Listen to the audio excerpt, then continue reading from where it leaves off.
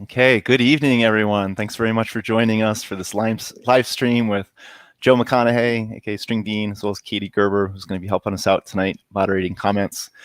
Let me start by introducing Joe. So you might already know of Joe. I first heard of him when he set the Pacific Crest Trail supported speed record years ago. And then he followed that up with an Appalachian Trail self-supported record. And then last summer, he set a long trail unsupported record. This guy has sort of like revolutionized FKTs. I've also gotten a really good chance to get to know Joe. He's been guiding for me for, this will be his third season, Joe? Second season? Third season, yeah. Third season. And he also manages a lot of aspects of the program.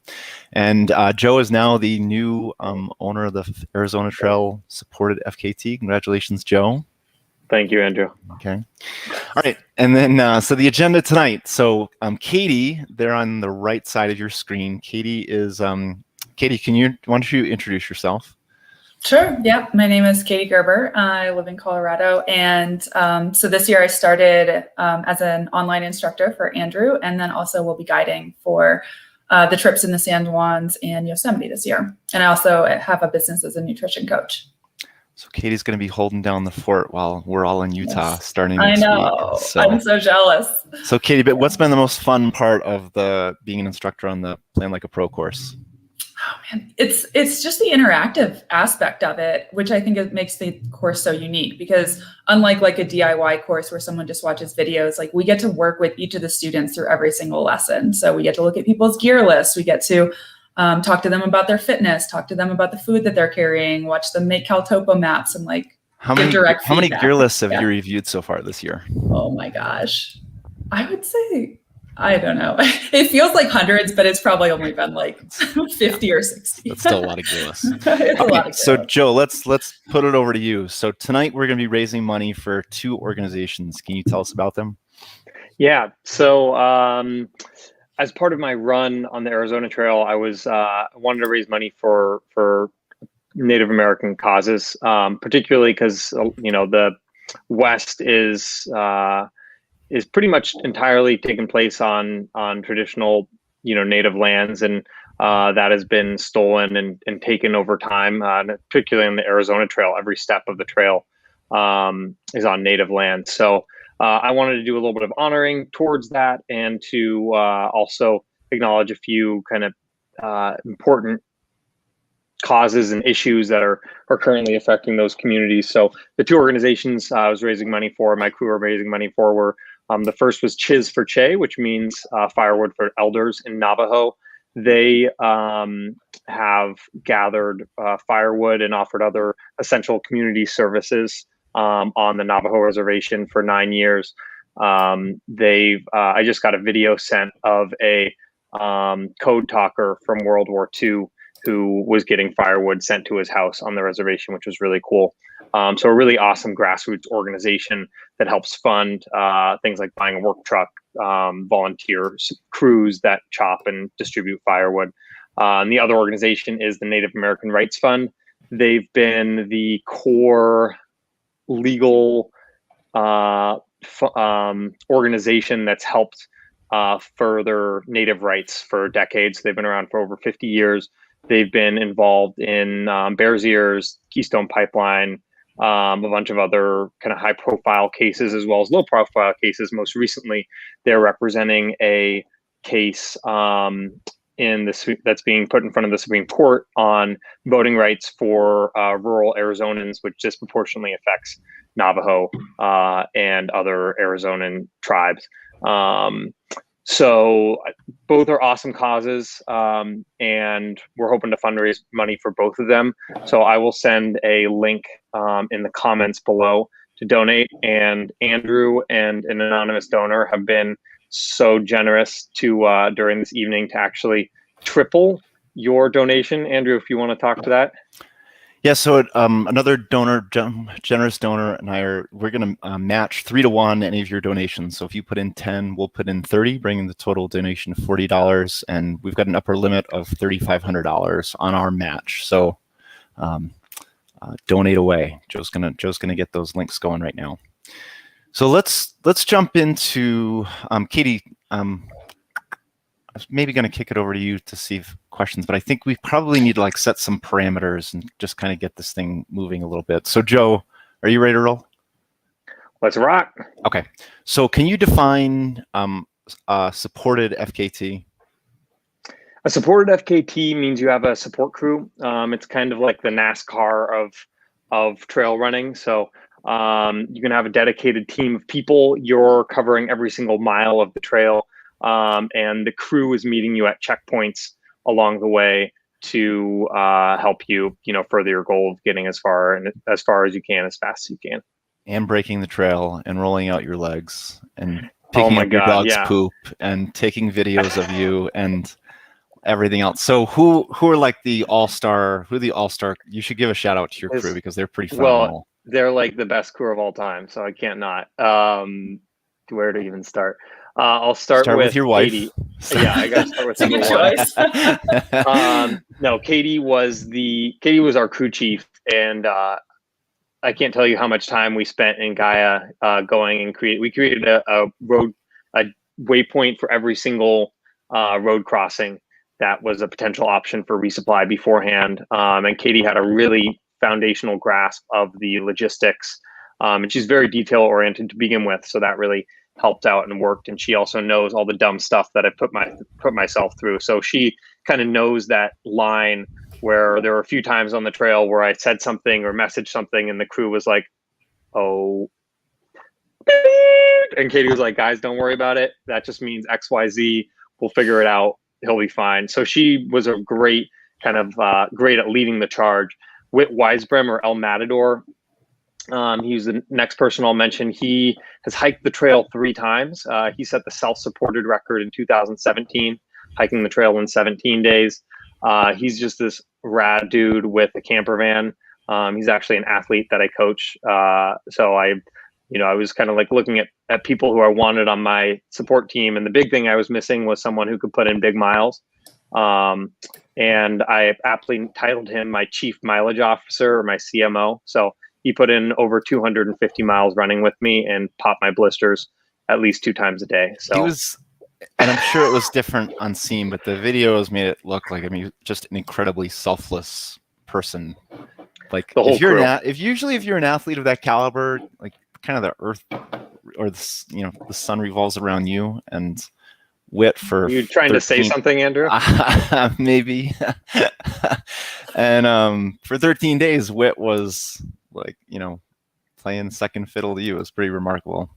And then the others in the crew were so Michael Dillon, or Dills, he was the mastermind behind all the production. And along with him, Jack Murphy did a lot of the filming. So they were both with me on the PCT in 2014, good friends of mine from back in the day. And as we were planning for this, Dills was like, dude, you have to let me film this. I messed up the Pacific Crest Trail on a few things, and I want like redemption. I want like a second chance. He has a production company called Pilot Field, and he was just super excited about this. So Dills was just is like an amazing creative mind, and Jack is as well. So they did all the production. They would literally shoot until midnight when I went to bed. They would stay up for 2 to 3 hours editing a daily vlog, send it at 3 a.m. and then sometimes wake up at 4:30 a.m. when I got up, and sometimes sleep in a little bit. But they worked just as hard as I did on the production side of things. And also they definitely didn't skirt the crewing duties. This is an interesting thing, right? Like other FKTs that have been done, there's been like a film crew and a support crew. This was a merged effort, right? So they were doing things helping support me and make sure I was getting from point A to point B as well. We'll talk about it at some point, but at the very end, there's this long, technically closed highway for about 25 or 30 miles. And Jack must have driven this thing like 15 times. We called it the Old Jack Highway. And we still joke that the ghost of Old Jack is driving Highway 67 to this day because he had to do so many routes to collect people or to get gear or to get gas or whatever. I also had my brother, Will McConaughy. He's an avid rock climber. We were laughing because I think in every vlog, you can see him getting water for me. That was like, he was the water boy. He was just willing He jokes to do about that at one point. yeah, he does. He does joke about it. Yeah. But he was super, super great. He just, anything we needed him to do, he'd do it. Lives in Tucson, so he had some insider perspective on terrain and the area in southern Arizona. And then we also had my mom, Marianne, and Crash. So my mom was there the whole time, which was just super fun having your mom be there. It's a really cool experience having someone who's 71 being able to keep up with a crew of people who are sleeping 3 to 4 hours every single day. Right. So hats off to her, and also handling Crash, because Crash is a newly adopted Australian Shepherd and he did pretty well. But we were a little nervous going in and how he'd handle that environment. And she did a really good job making sure that we weren't stressed out by our dog, which is the last thing you want to be worrying about. Yeah. So how many miles per day it ended up being? So the trail is 800-ish. I don't know what the exact distance is. And then you did it in 13 days, 3 hours. So what does that equate to per day? So it's about 60 miles a day. 60 miles a day. Okay. Mm-hmm. So that was okay. So and how much? And it's a pretty flat trail, but there were a couple of days that looked like they're kind of monsters. But what was the vertical per day too? The vertical per day is one. I had this in my head so many different times. It's 145. It's 145 what? Feet per mile. 145 feet of gain per mile or change? Yep, of gain. Okay. So that, it's not nothing, right? Like when you're looking it's not like a mountain trail. There's some big climbs. Like Mount Lemmon is a 6,000 foot. Like in that big day on day 3, it's like you do 2 6,000 foot climbs. Right. You have some longer flat sections. What really gets you is like the whole northern section is just flat. Like it's flat as a dime. Right. You're up on the plateau. Other than the Grand Canyon, yeah. So for the viewers, if we said 145 vertical feet per mile, 800 miles, that's 116,000 vertical feet of gain. Over 13 days, that's 8,900 vertical feet of gain per day. So yeah, you're a stud. Thank you, Andrew. That's all I wanted you to say. And okay, let's kind of jump into some questions here. So that kind of gives people some parameters. I think it's time for Katie. You want to tee something up? Yeah, I think a good one to start with would be why did you choose the supported record to break? Yeah, totally. I kind of waffled back and forth on supported versus self-supported. I think the funniest thing is people are so there's always people that are like unsupported purists, that's the way to go, or like rock it as fast as you can, do it supported. And you're either coming from that perspective of one of those two camps. For this, what sort of happened is I was kind of like, I'd like to do it self-supported, I think. And then in my planning, Katie and I realized that her spring break lined up pretty close to the days I was planning on doing the trail. And the more I got thinking about it, the more I was like, this would be really awesome to share this experience with Katie, because she's like, I can't tell you what it's like to be I'm sorry. Hold on. I can't imagine how cool it would be to drag my wife along for 2 weeks. There you go, Andrew. Getting how many hours of sleep a night, and tending to my bloody blisters and my sore muscles and. But your words, not mine. Hats off to Katie. Words, not mine. Hats off to Katie. Unbelievable.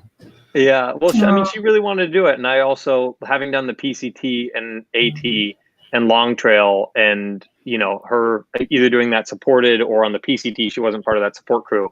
It's like a very, it's a very transformative. Every time you do something like this, it's a super transformative experience, and to not be there and to not share that with someone, it feels like there's just like that gap of like, well, we don't really know what it's like, what the other person went through. Because at the same time, like on the AT, Katie would be like, yeah, I slept like 2 or 3 hours most nights because I was worried about how you were doing, even though I was in the middle of the woods by myself. So, and I think that's something that I really celebrate about us too. It's like we look at these kind of challenges and see them as like a crazy adventure that we can experience together, and not just us, of course, right? There's the whole crew that was involved. But when we were looking at doing this and doing it and the style I would do it in, I thought it would be a really great experience for us to do it together. And I think overall it was. There's always challenges, just like there is with any relationship or effort or conflict, like anyone in my support crew. But I'm really glad we did it there, and I don't think I would have done it without her in the support crew. I mean, it was just, I literally wouldn't have finished without the support crew. So, not in a way of just saying that, like on that, at the very, very end, I legitimately quit the trail. So we'll get there. Yeah. Katie, what else do you have there? Yeah, several questions about sleep, how your body functions on so little sleep. Did you hallucinate at any point due to lack of sleep, stress, or pain? And then sort of like your sleep method. Did you sleep two sleeps a night again? Yeah. Something you did before. So on the long trail, I had done 2-hour naps, and that had gotten me through a 5-day effort. My initial goal was to just like crank up the intensity over time. So I was like, day 1, I'm only giving myself like 12 or 13 hours to run. Day 2, I'm giving myself like 14 hours to run. Day 3, okay, now we're starting to blow the lid off here. And actually I blew the lid off pretty hard on that day. But can you talk about it? So this is day 4. That was like, I mean, that number came out with the mileage and the vertical, and I mean, you basically did like a 100-mile race, and then like with a huge day before, and then followed it up with a huge day after. What was the number on that one? What was the big day? I did 66 miles with 17K of vert. And the funniest thing about that was I did CCC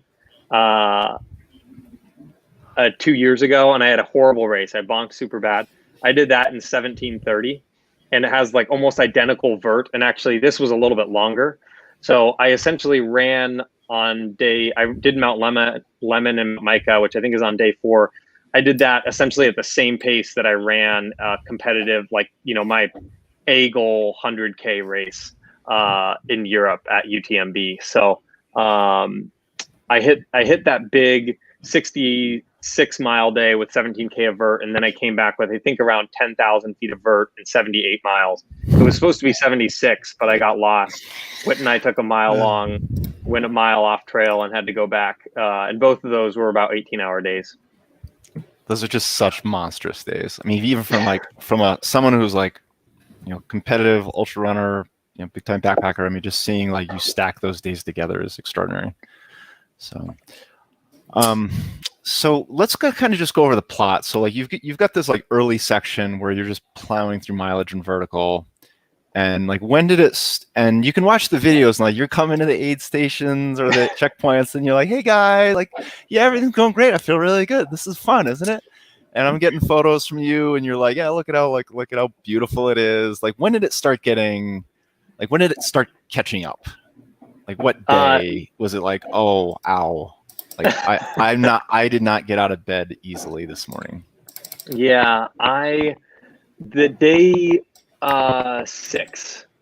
So after I hit that the 66, 75, after I hit that, I like great day, but my feet just really hurt. What actually happened is I started getting rashes. I wasn't taking care of my feet.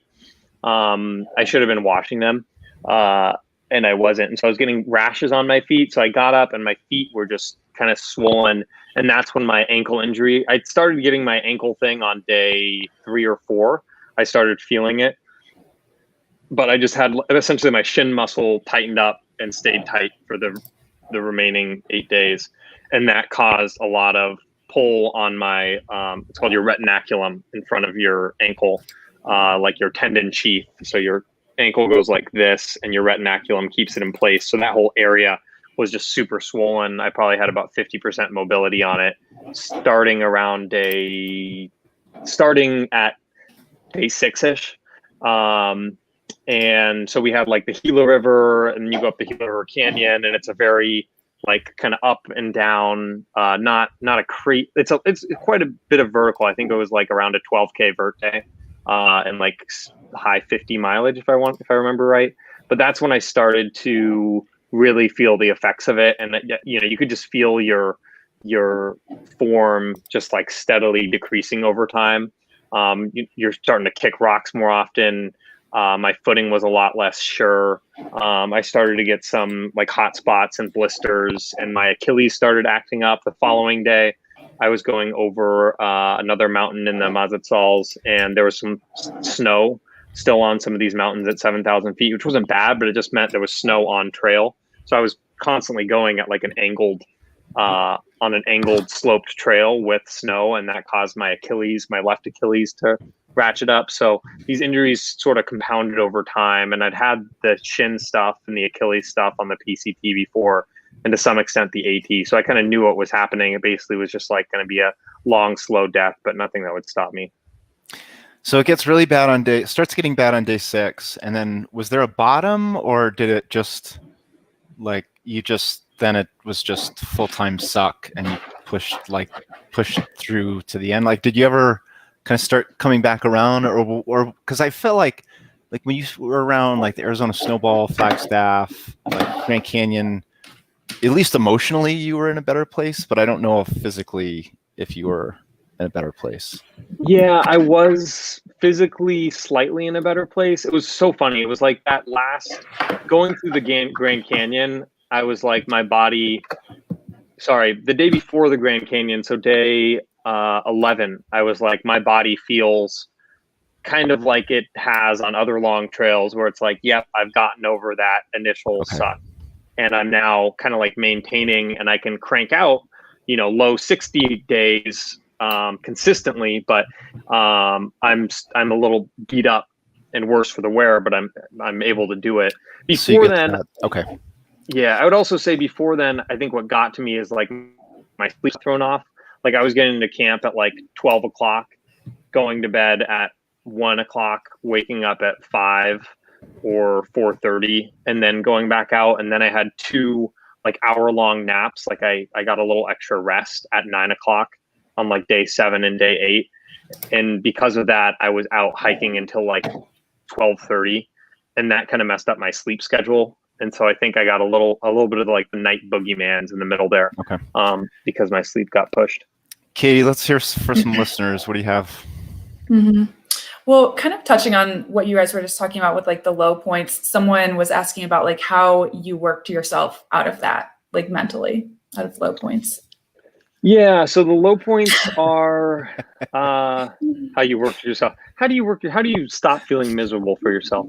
It wasn't, I would first say like, I think it's easy to like picture like, oh yeah, day 7 sucked and day 5 didn't suck.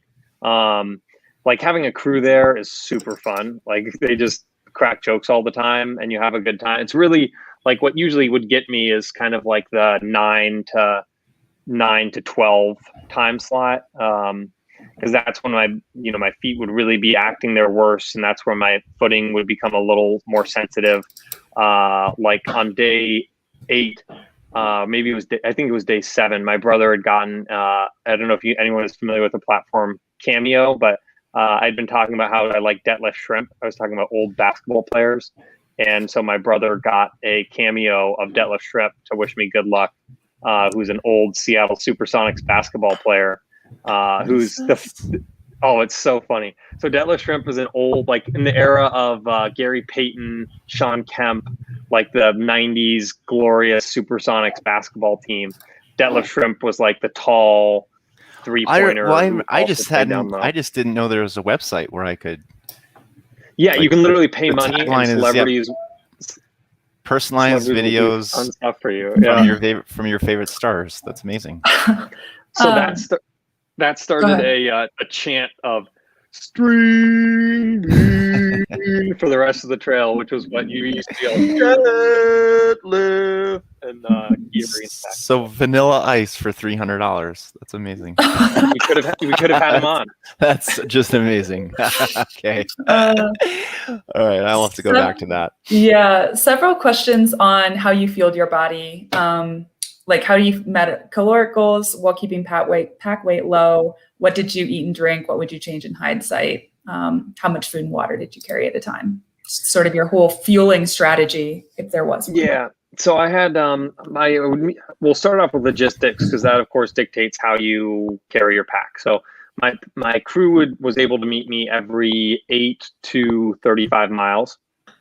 So pending the situation, I might be out for a 20-mile section, which would be approximately five and a half hours.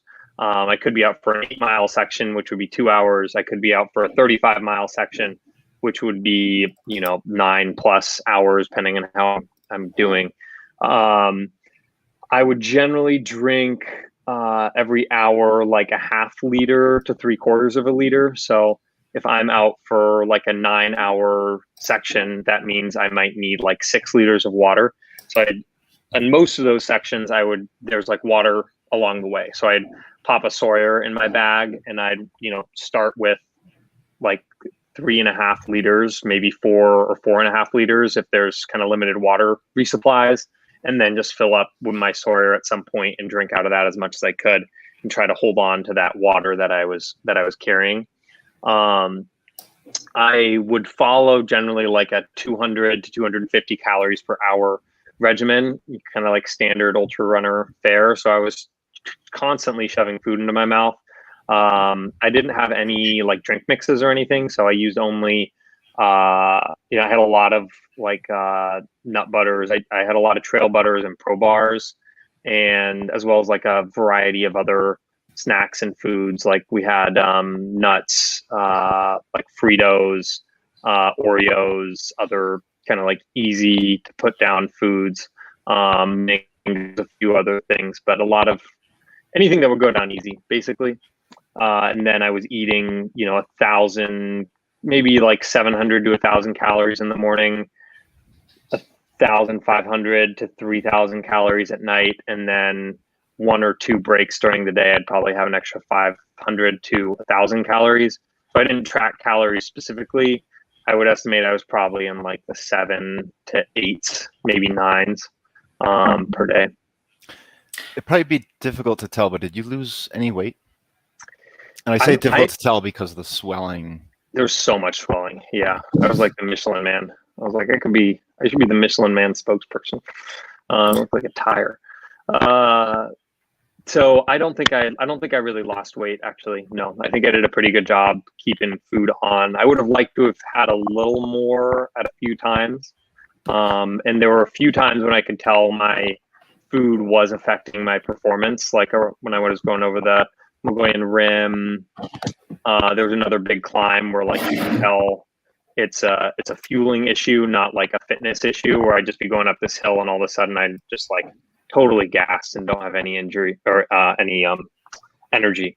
So yeah, that would certainly happen. And but overall, I think I was pretty solid on the food side of things. Katie and I always joke after the AT, I was like Santa Joe, because my stomach, I literally just like bulged because I ate so much food after. I was just like, it was like a fight or flight kind of thing. If there was food, I was eating it. I don't have that kind of like insatiable hunger, scarcity, fear that I've had after other adventures. Funny you mentioned that. So I think my own personal relationship with food improved a lot when I stopped doing huge hikes. I'm Really? not kidding. Well, because you're, on a thru hike, your food is scarce, and it's like that way for months. And then, so you're always sort of obsessed with it. And then the other piece is that you train yourself that whenever you have the opportunity to eat food, be it in town or like, I don't know if you happen to get food some like unexpectedly along the way, you eat everything you possibly can. Yeah. And it takes a long time to break that when you get back in town, which is why so many thru hikers have that experience where they get off the trail and they're like hardened and chiseled and have great definition and lean. And then, a month later, they look like they did when they started, kind of thing. What do you tell people who you work with, Katie? When they get off the trail with their food relationship, it's a real, Andrew's right. It's a real concern because people have gotten themselves into these habits, and especially if they're eating only junk food the whole time, which actually has like addictive properties to it. But usually I tell them like to get onto a real food diet, basically with like plenty of protein, plenty of whole foods, fiber, fruits, vegetables, because that's what's going to keep those cravings at bay, bring all the inflammation down, and like fix your digestive system, like get your microbiome where it should be, which is going to also help with cravings, and just like keep moving, get sunlight, take care of yourself. Yeah. Stop. I found it was useful to go on a no wrapper and no bag diet after I got done with the trip. Just nothing could come out of it. Nothing could come out of a wrapper because it was just too, like, I was like had been trained. I couldn't just eat like one Kit Kat bar. I had to eat like 3 of them. Yeah. I did just eat a extra large thing of Smart Pop about 2 hours ago. Finished the whole thing. Oh my God. I ate lunch, and then I was like, I'm still a little hungry. And then I looked at the bottom of the bag and was like, a whole bag of popcorn. It's amazing. Yeah. So, Katie, what else? Why don't you keep going here?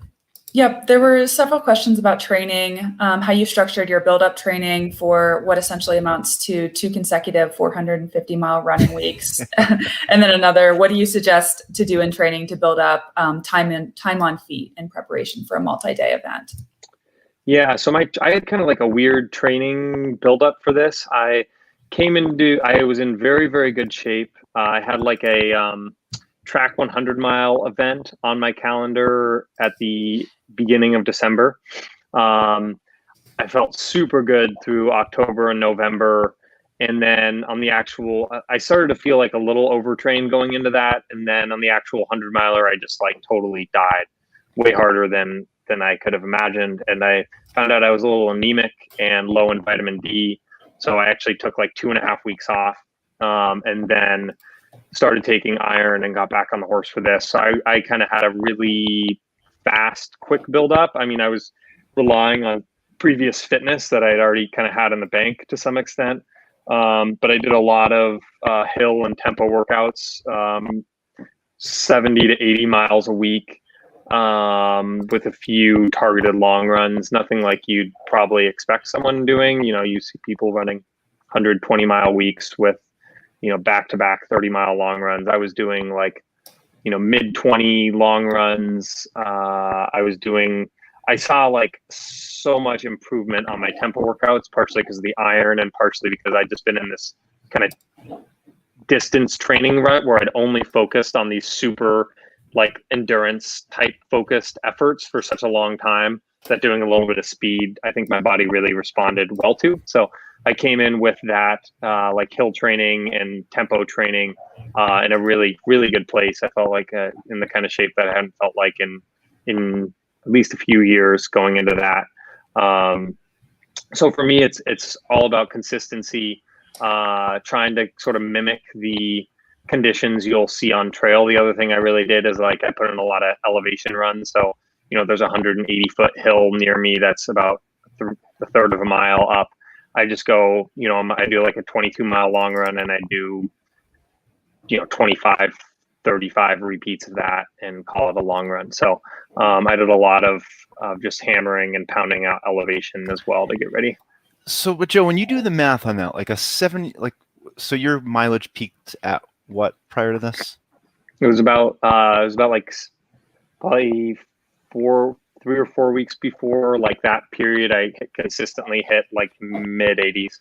Okay, so you're doing mid 80s for a week, like for a few weeks. Andrew. For a few weeks, you're hitting mileage in the 80s over the course of 7 days, and it just is like, I mean, it's such a step up to suddenly be doing 60 or 70 a day, and I just don't know where I don't know where, other than like past experience, I don't know why you'd ever think that if you're running, 80 miles a week, suddenly you can run 60 miles a day for 14 days. Yeah. Part of it is you just got to have a little bit of confidence in yourself, Andrew. It's not lacking usually. That's true. No, it's a big thing. But I think the issue a lot of people put themselves in is they think you need to do all like training specific focus for something like this. Like the way I look at it is if you have like 25 hours a week to dedicate towards training, sure, go spend 80% of that time run hiking, get on a trail that whole time, keep it low intensity, have a few higher intensity workouts that stimulate different parts of your fitness. But if you have 12 hours a week of training, then get the training that's going to get the most bang for your buck, which is more run specific training. So I don't have the luxury of training for 25 hours a week. It's funny, actually, why I coach people, right? And people are always like, how do I train the best for the FKT? And I was like, well, if you don't have a job, great. I have this awesome plan for you. We can do it. But in reality, so true. Yep. Even people who don't have that strict of jobs, like it's hard to get that much time on feet doing that type of effort. So, that like 10 to 15 hour time frame, which even for elite athletes, that's how much they're running in a week. You're going to get the most benefit out of that like run focused training. And on top of that, the weakness in it, or the weakness in FKTs in general, is you get your fitness to like a certain level so that it becomes easy to be able to do these big days. But ultimately, right, it's not your aerobic engine that fails you. It's usually your structural build that fails you. So your Achilles tendon, your shin, your knee, your glute, hamstring, something like that is more likely to break than your actual aerobic engine. Right. Yeah. Yeah. Yeah, that's an interesting. I've always it's been a long time since I've done a big through hike, so like it's been 10, 11 years, and I still don't think since then that I've ever sort of achieved that same level of like through hiker fitness. It's just this like incredibly deep reservoir of endurance, and I've thrown in some huge training cycles where it's like 15, 20 hours a week, week in, week out, and you're still not at that through hiker level. Like there's something about a through hiker putting in, if you're doing normal through hike and or on the faster end of things, you're putting in 200. I was 7 times. You're putting in like 200 miles a week for months. Yeah, that's so. But it's weird, right? And this is my flaw with through hike training is like you go to like a through hiker and you put them in an ultra marathon and they're not gonna. They're slow. Yeah. Yeah. So it's like it's an interesting dichotomy. Yeah. All right, Katie, what are you hearing? Yes. Well, first, the donation links. I cannot seem to get them. I've tried posting them like 5 times, and I don't know if they've gone Joe, in. Can you send them to me, and I can put them into the YouTube. Okay. Yeah. I'll put them in. Okay. Perfect. They're in the private chat, Andrew. Yeah. Yes, I couldn't get them from within the platform. So, so the next questions, there were several questions sort of around like self-care on trail, blister prevention and repair, like if you used glucotape, and then as far as your tendons, muscles, and joints, did you support them with something like KT tape? And then please explain the Skirka bidet method. Oh man, that's a fun one. So the name of the game is maintenance and recovery, right? Like what keeps you going. There's so many people that quit FKTs after like a day or two, which I always just baffles me. But so from like a general maintenance perspective, it's like muscles and it's tendons and ligaments, right? So from a muscle perspective, your muscles are gonna get fatigued, and having some way to like roll out is a super nice way to make it work. So if you're doing a supported attempt, we had like a dough roller, so I was getting like rolled out and massaged a few times a day, or at the very least at the end of the day, and that keeps muscles like limber. And I remember there was one time on like day 5 when I could feel my form was terrible. I got rolled out and I felt like I could run a few minutes faster per mile. I was just so much smoother. So the muscles are a pretty simple one, but as far the more challenging one are sort of tendons and ligaments and dealing with swelling. So someone also asked, I'd noticed, do you take any like medication or pills? I started with like 1 ibuprofen a day, every 4 hours, and then was it 2 ibuprofen every 4 hours, and then 2.5 every 4 hours, and then was that 3 every 4 hours towards the end. I also every time I would get into camp, or most times I'd get into camp, I'd put my legs up. So I just throw my legs up. If we had ice around, I'd stick some ice, especially on my shin. That helped a lot to get the swelling down. So for like tendons and ligaments, you want that like classic rice stuff plus rolling out. So with my shin and my ankle, I had it was like an ankle joint issue, but really it mostly came down to the fact that my shin muscle was so tight. So rolling out my shin muscle would do a bit of help with that. And then also like feet care. So like simply washing your feet, once or twice a day, or at least just taking your shoes off is something I'd highly recommend. I remember I took my shoes off on the 78-mile day, and I'd just done like a little over 50 miles, and my feet were like splotchy and red, and were starting to get rashes.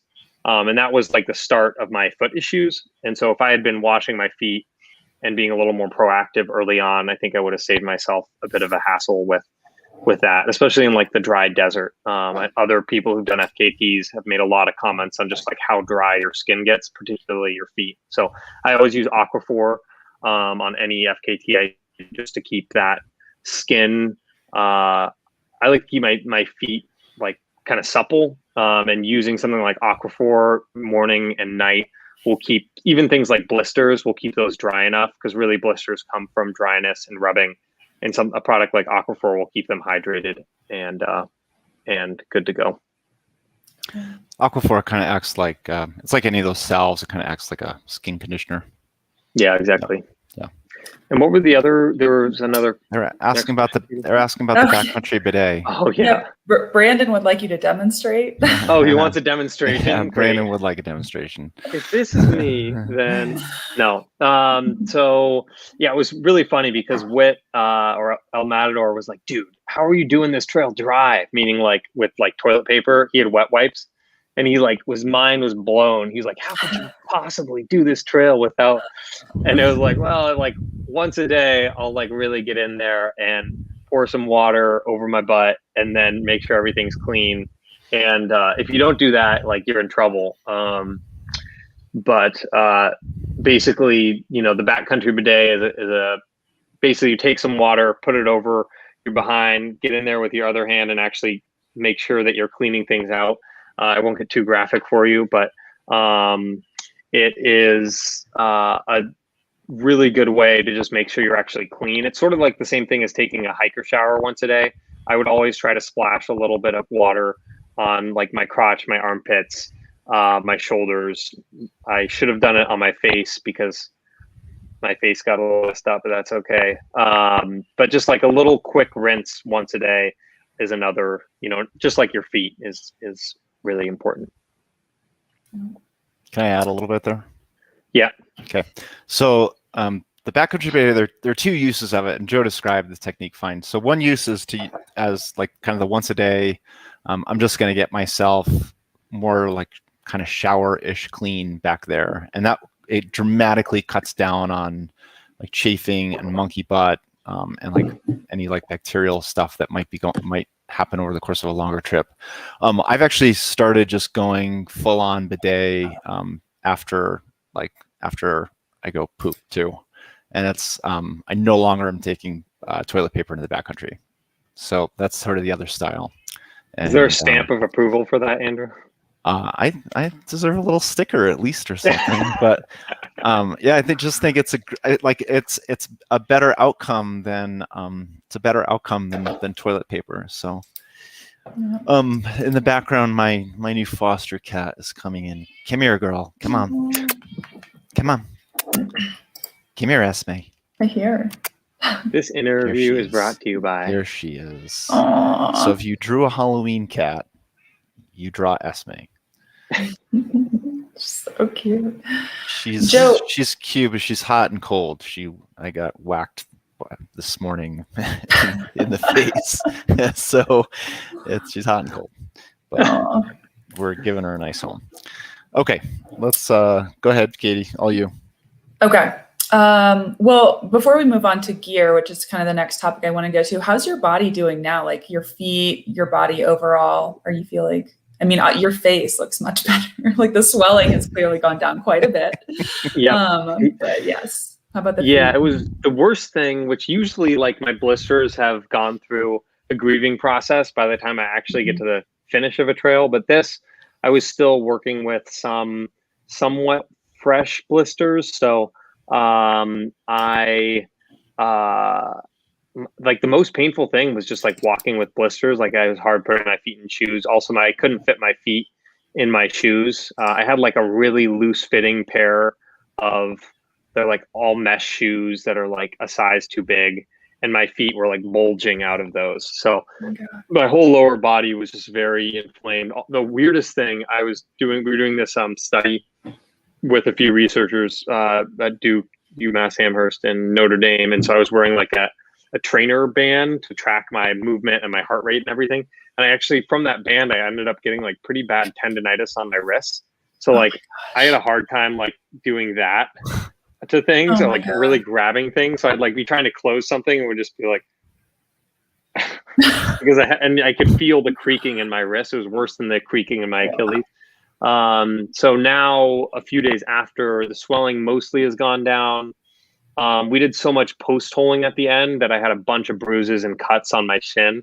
So that's still like somewhat painful to the touch. But I think my lasting injuries are going to be, I probably need some like PT on my right ankle, my left Achilles, and my left hamstring.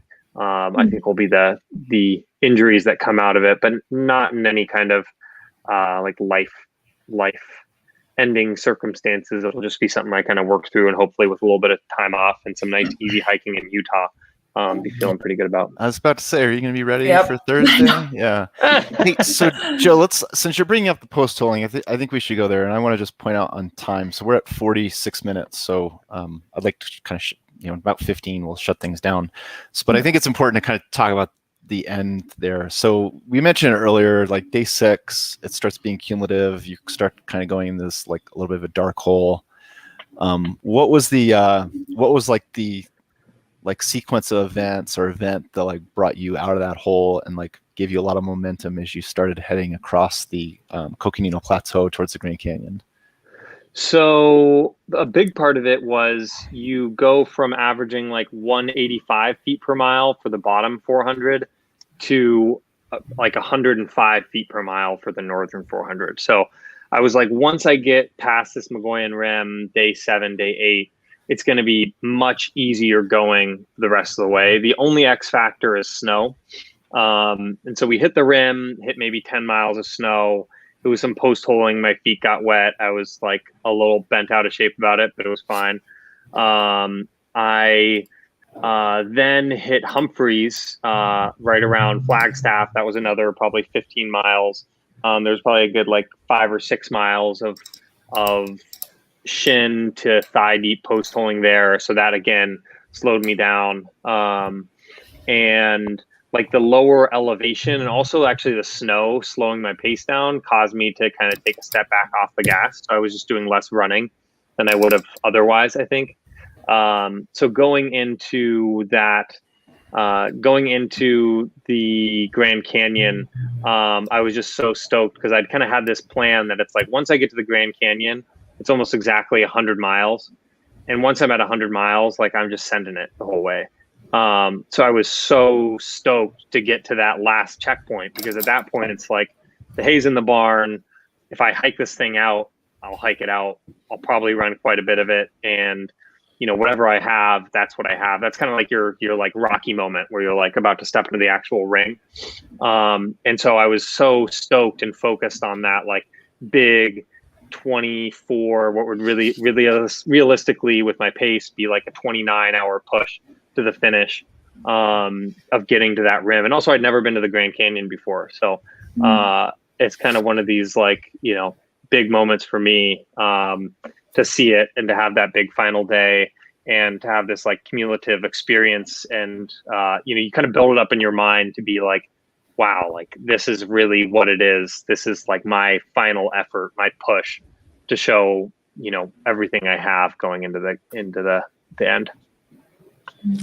So you hit the north rim of the Grand Canyon, and what happens? So we've been using Gaia GPS, and they use this map overlay snow base overlay using SnowTel. And I'd actually known this going in, but I just didn't think too much into it. There's almost no SnowTel stations on the Kaibab Plateau. So basically, all the snow layers that they're estimating in that northern 80 miles, all are coming from like calculations and estimations. And so Whit did the rim with me, and we get to the north rim, and we're just like ecstatic. There's this big snowbank, and there's water rushing down, so we can refill all of our water bottles. We didn't think we were going to have any water access for another 25 miles or so. So we refill our water. My feet are a little beat up, so we do a 45-minute foot care session, high five, and then immediately post hole like 3 feet. And we then just hit anywhere from like 2 to 4 feet of snow. And you're right next to this main road, this main highway that's totally plowed. So we're literally like on trail, within eyesight is a perfectly plowed road. And we're just like taking step by step by step, post holing. And, we make it about like 7 miles in 4 hours or so. And it's getting to be like 5, 6 o'clock. And it's just so slow and painfully slow. And we realize it's like, wow, we have like space blankets and like a windbreaker and tights. We're not at all equipped to be in 35-degree temps in snow, wet. So we decide we have to and that depleted too. And depleted, right? Yeah. Like I got cold so quick. So we decide to bounce out to the road. The road actually is a closed highway because the North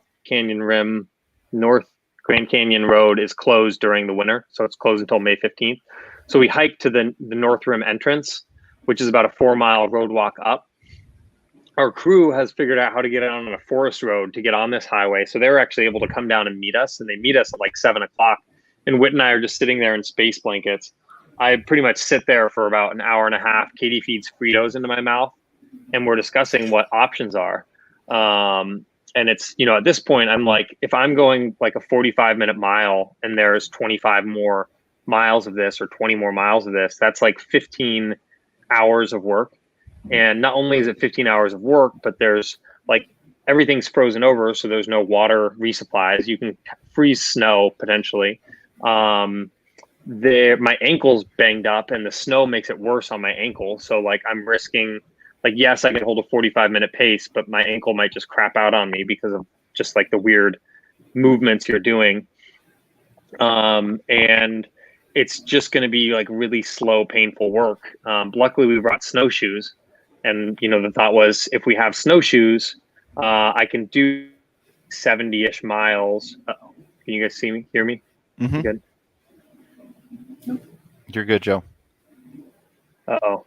Okay, good. We can do the remaining like 20 miles of snow that are left without any problems. The issue was like I got, I wasn't thinking right. I just got like the lightest snowshoes I could find. So I take one step in and I just sink, right? As much as I would post holing normally.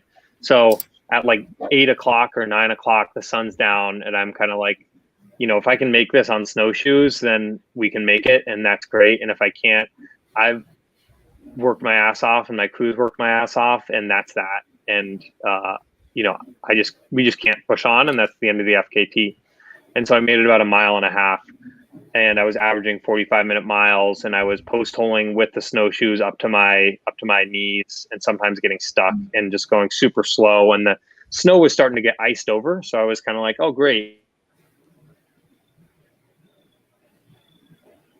Sink as much, but I just kept sinking. So it was like, it's not getting cold enough for me to be able to go on top of the snow for it to freeze over.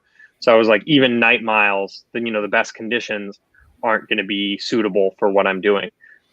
So I got off trail, told the crew that it was over. We went to a hotel and went to bed.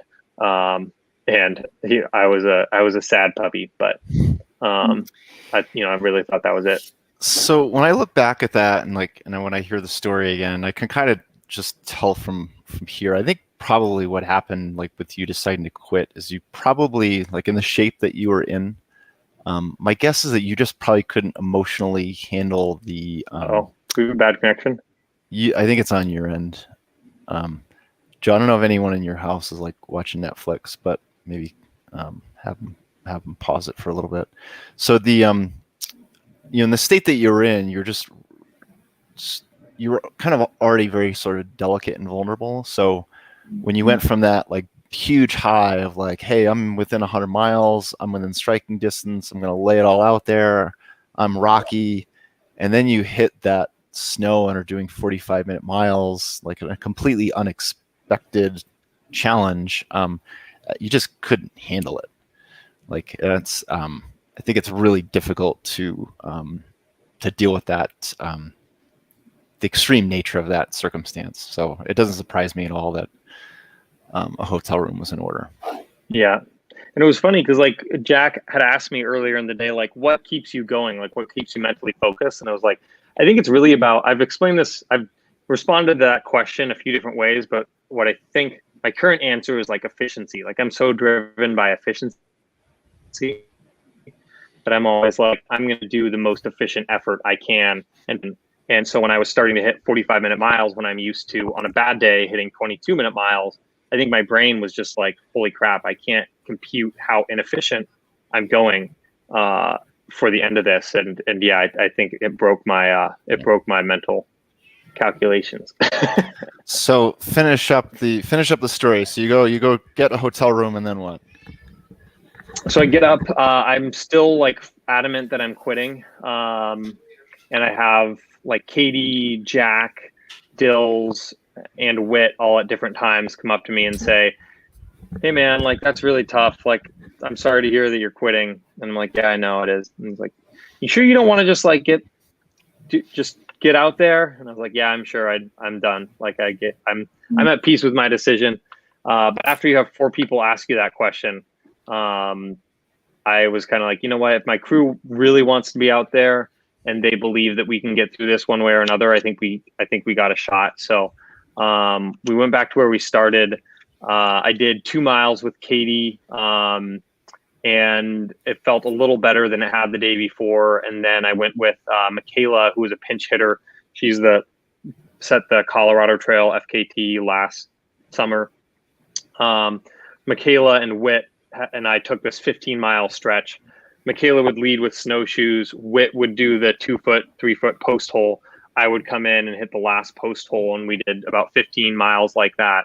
Katie hiked in from the north and smashed down about like 5 miles of trail. So we were able to use the 5 miles of trail she'd beaten down, and then at that through the worst of the snow, and was able to mostly start running again. And so I did about like 20-ish, 22 miles in like 13 hours or something. And then I did the remaining like 50 miles in about 13 hours. Which is just like, that's how frustrating that's multiples. Was. Yeah. Fraction or multiples or fractions, depending on how you want to look at it. That's so I guess for future FKTs, the time to beat will be Joe McConaughey's time to the North Rim. Yeah. Yeah. Bastards. But someone wrote, so you're going to come back and set a new FKT in better conditions. Dang you, Kadigabaga, Kobe. Yeah. Katie, what else? Maybe a couple more questions and then we'll wrap up. Yeah. Okay. There were a couple about gear, like what shoes you wore, what socks, if there was any gear that was awful and that you would never carry again. Let's do rapid fire, Joe. Rapid fire. Yeah. So what shoes? Columbia, Transalp, and FKT. Okay. What socks? Socks, mostly Injinji toe socks, like mostly quarter cut. Okay. The food item that was working for you the best. I had like Pro Bar chews have these like little yerba mate. They have like come with yerba mate in them, and those went down real fast. How many hours did you sleep after you were done? Like the first time you like really got an arrest, like how many hours consecutive was it? I think it was 9 hours. Oh, that's actually not that much. Not too much, no. Okay. I was in too much pain to sleep more.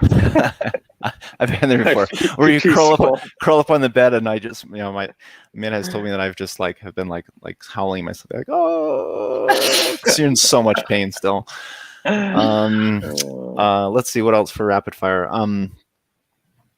The meal that you were craving when you got done, or maybe when you got in Seattle. This is a fun. My crew makes fun of me for this a bunch, but Panda Express double orange chicken. That's not what I was expecting. Katie, from the nutritional expert, what do you have to say about that? It was. It's fine. Whatever you need to do. I will. Yeah.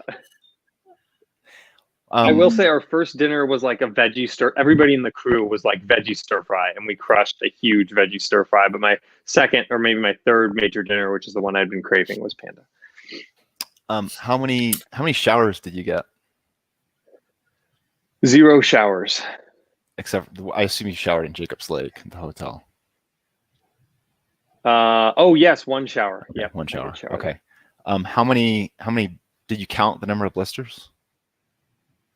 It was inside left heel, outside right forefoot, inside right forefoot, left pinky toe. So it was really like 4 blisters. But was that the worst blister, like foot care or like a foot situation that you've ever had on the long trails?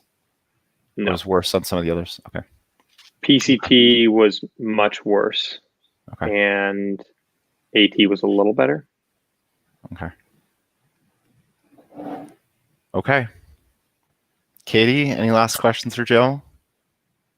I selfishly have a question. Will you talk a little bit more about like the metabolic and physiology research that you did? And so you were collecting samples along the way? Yes, I was collecting pee samples. So I'd get done with an 18-hour day and pee in a little vial and then pass out. And then I'd wake up, I'd pee in a little vial, and then I'd get going on my day. So they do this thing called, it's called doubly labeled water.